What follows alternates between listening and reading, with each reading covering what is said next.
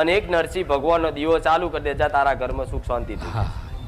એ નરસિંહ ભગવાન એક જ દીવો કરે, એમાં બધા દેવાઈ જશે.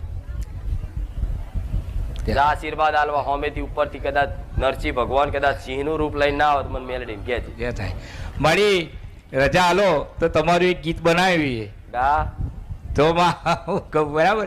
તારો સેવક છું વાળી ગાઓ.